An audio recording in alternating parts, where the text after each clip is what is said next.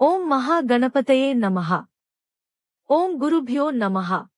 శ్రీ వాసవి మూలమంత్రము.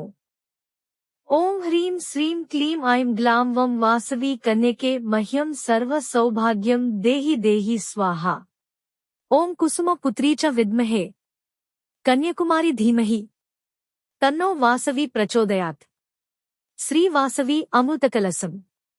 శ్రీవాసవికన్య పురాణగాథ 5వ అధ్యాయము. 1. 102 గోత్రజ వైశ్యులు తపస్సులు చేయుట. అపరార్క మహాముని ఆదేశానుసారము 102 గోత్రజ వైశ్యులు నుదుటన విభూతి రేఖలతో దేహమున విభూతిని నలుముకుని రుద్రాక్షమాలలు ధరించిరి. నిరంతరము పరమశివుని పంచాక్షరి మంత్రమును మనోవాక్కాయకర్మల జాగ్రనిద్ర సుషుప్తావస్థల యందు జపించుచూ తలంచుచూ చరించిరి.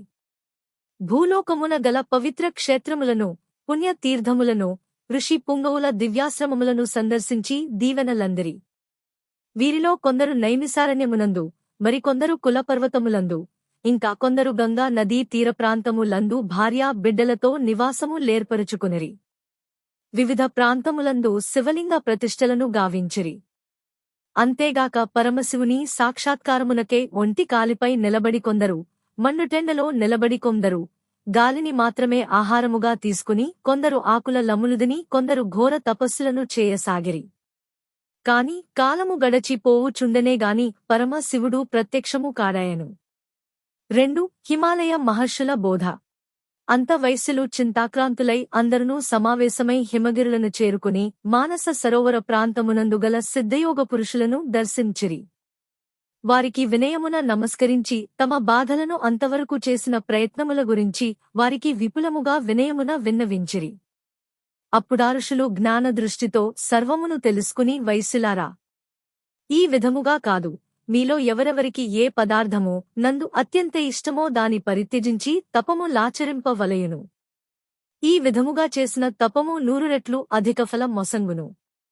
మీరు ఏ పదార్థమును విసర్జించితిరో మీ వంశము వారందరూ శాశ్వతముగా దానిని విడచి పెట్టవలెను. ఇవ్విధి తపమాచరించుడు పరమేశ్వరుని సాక్షాత్కారము మీకు తప్పక కలుగుననిరి. వెంటనే వైశ్యులందరూ సిద్ధయోగులు చెప్పిన విధముగా చేసి ఘోరాటవులయందు మునుపటి కంటే కఠినముగా తపస్సులను చేయసాగిరి. ఓం తత్సత్. 5వ అధ్యాయము మరియు శుక్రవారము పారాయణము ముగిసినది. జై వాసవి.